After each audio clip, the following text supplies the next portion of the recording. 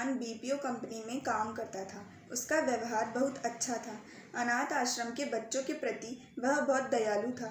वह अपने खुद के पैसों से उनके लिए तोहफे और मिठाइयाँ ले जाया करता था। सप्ताह के अंत में वह संस्था के लिए कुछ न कुछ काम किया करता था।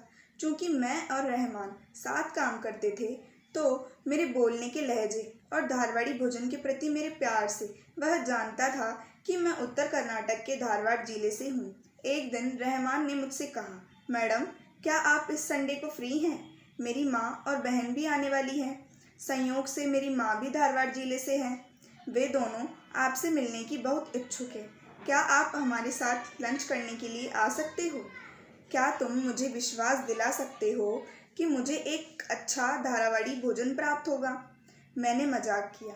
मैं आपको विश्वास दिलाता हूँ मैडम, मेरी माँ एक बहुत अच्छी कुक हैं। ओ रहने भी दो रहमान, हर लड़का अपनी माँ के लिए ऐसा ही कहता है, फिर चाहे वह कितना ही बुरा खाना क्यों ना बनाती हो। नहीं, वह वास्तव में बहुत अच्छी कुक है। यहाँ तक कि मेरी पत्नी भी ऐसा ही कहती है। फिर तो वह वास्तव में अच्छा ही खाना बनाती होंगी, क्योंकि कोई भी बहू बिना किसी गुण के अपनी सास की तारीफ नहीं करती। मैंने खुशी खुशी उनके यहाँ लंच करने की सहमति दे दी। उस संडे मैं कुछ फूल साथ ले गई। रहमान ने चिड़ियाघर के पास वाले बैनरगट्टा वाले रोड पर एक नया घर बनवाया था। मैंने अंदर प्रवेश किया। मैं उसकी पत्नी सलमा से मिली। वह बहुत सुंदर और स्मार्ट थी। वह पास ही के स्कूल में टीचर के रूप में काम करती थी।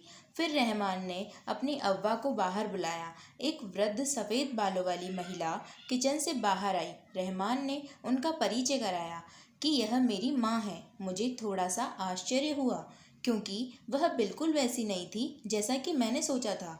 उन्होंने 25 पैसे के सिक्के की साइज़ की बिंदी लगाई हुई थी और एक इलकल साड़ी के साथ उन्होंने अपने हाथों में हरी चूड़ियाँ पहन रखी थी। उन्होंने एक मुस्कुराहट के साथ अपने हाथों को जोड़कर कहा, नमस्ते मैडम। रहमान की बहन भी दूसरे कमरे से बाहर आई। वह रहमान से काफ़ी अलग थी। रहमान तो गोरा और सुंदर था, जबकि वह लंबी और सांवली थी। उसने एक कॉटन की साड़ी के साथ अपनी माँ से साइज़ में छोटी बिंदी लगाई हुई थी और अपने दोनों हाथों में सोने के कंगन भी पहने हुए थे। रहमान ने कहा, यह मेरी बहन उषा है। मैं रहमान की माँ और बहन से मिलने के बाद काफ़ी कंफ्यूज थी, लेकिन मैंने उनसे कोई प्रश्न नहीं किया। मेरे आराम से बैठने के बाद उषा ने कहा, मैडम, आपकी कहानियाँ बहुत पसंद आती हैं हमें, क्योंकि हम उनसे जुड़ाव महसूस करते हैं। रहमान मुस्कुराया और कहा, आप मेरी माँ और बहन को देखकर आश्चर्यचकित हो गई होंगी। मैं अपनी कहानी आपसे शेयर करना चाहता हूँ। रहमान की माँ और सलमा किचन में चले गए। उषा टेबल साफ करने लगी। सिर्फ हम दोनों ही बचे थे।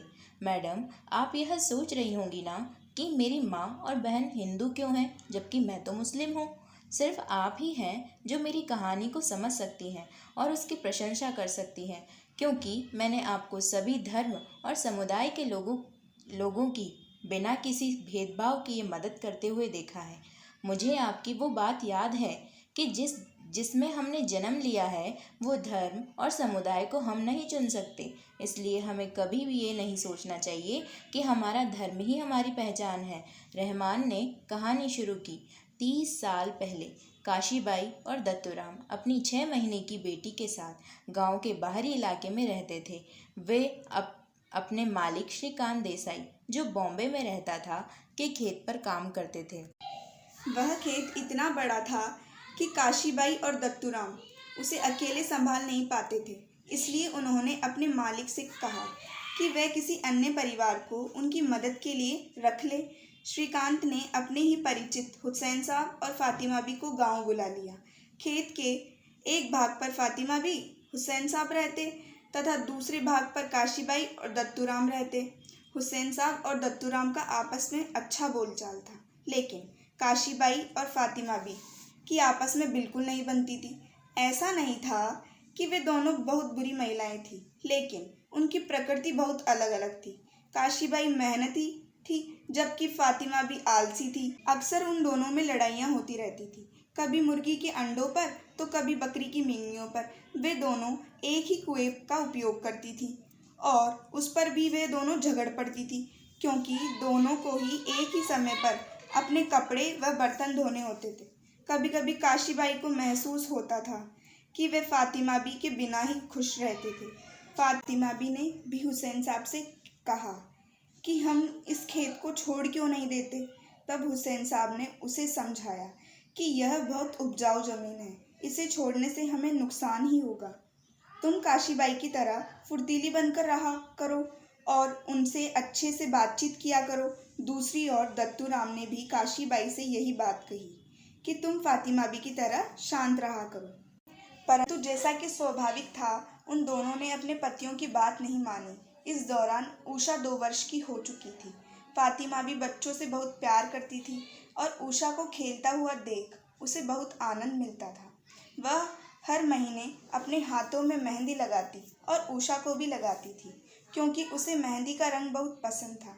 जब फातिमा भी गर्भवती हुई तो वह और भी ज़्यादा आलसी हो गई। अंततः उसकी अवधि पूरी हो गई और एक दूर की रिश्तेदार उसकी डिलीवरी में मदद करने आई। कुछ दिनों बाद गांव में एक त्योहार था, जिसमें दत्तूराम और उसका परिवार शामिल होने गया था। जब वे वापस आए तो फातिमा भी घर पर नहीं थी, बल्कि वह हॉस्पिटल में गंभीर हालत में थी। काशीबाई को बहुत दुख हुआ। अगले ही दिन उन्हें पता चला कि फातिमा भी अब नहीं रही। हुसैन साहब के लिए एक छोटे से बच्चे को अकेले पालना बहुत मुश्किल था। एक रात बच्चा बहुत तेज तेज रोए ही जा रहा था। अब काशीबाई से नहीं रहा गया। एक भी पल सोचे बिना वह हुसैन साहब के दरवाजे पर गई और उनसे कहा, बच्चे को मुझे दीजिए, मैं एक माँ हूँ, मैं जानती हूँ उसे कैसे चुप कराया जाता है। उस पल काशीबाई ने बच्चे को अपनी ममता के आंचल में छुपा लिया और उसे सीने से लगाया। थोड़ी ही देर में बच्चा शांत हो गया। दिन काशीबाई ने हुसैन साहब से कहा कि जब तक आप दूसरी शादी नहीं कर लेते, इस बच्चे की देखभाल मैं ही करूंगी। बच्चे का नाम रहमान रखा गया। रहमान रात को पिता के पास सोता और सूर्य उगते ही काशीबाई के पास तैयार होने आ जाता। जहां उषा खुद नहाती थी, वहां काशीबाई छोटे से रहमान को खुद नहलाया करती थी। वह उन्हें नाश्ता करवाती, उनके लंच बॉक्स पैक करती और फिर उन्हें स्कूल छोड़ आती। काशीबाई दिन में खेत पर काम करती थी और शाम को बच्चों को वापस ले आती थी। जब रहमान 10 वर्ष का हुआ तो हुसैन साहब बीमार पड़ गए। उनकी सारी बचत उनके इलाज में खर्च हो गई। उसी साल हुसैन साहब की टीबी की बीमारी से मृत्यु हो गई। अब रहमान पूरी तरह से अकेला रह गया। एक दूर के रिश्तेदार ने उनके मौलवी से कहा कि अब से वह रहमान का ध्यान रखेगा, लेकिन बात जब ध्यान रखने की आई तो वह लौटकर आया ही नहीं। बिना सोचे समझे दत्तूराम और काशीबाई ने रहमान को गोद ले लिया। काशीबाई रहमान के धर्म के प्रति बहुत सचेत थी। वह उसे हर शुक्रवार नमाज पढ़ने भेजती और फिर छुट्टियों में उसे स्थानीय मस्जिद में कुरान पढ़ने के लिए भेजा करती थी। वह उसे हर मुस्लिम त्योहार में भाग लेने के लिए कहती थी। रहमान हिंदू त्योहारों में भी हिस्सा लिया करता था। काशीबाई और दत्तूराम ने दोनों बच्चों को साइकिल दिला दी थी। अब वे दोनों साइकिल से ही स्कूल तथा बाद में कॉलेज भी जाने लगी।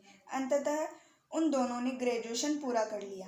काशीबाई ने रहमान से कहा कि दुर्भाग्य से तुम्हारे माता पिता का एक भी तस्वीर हमारे पास नहीं है, इसलिए तुम मक्का की ओर मुंह करके अल्लाह से हुसैन साहब और फातिमा बी के लिए प्रार्थना करो, वो तुम्हें आशीर्वाद देंगे।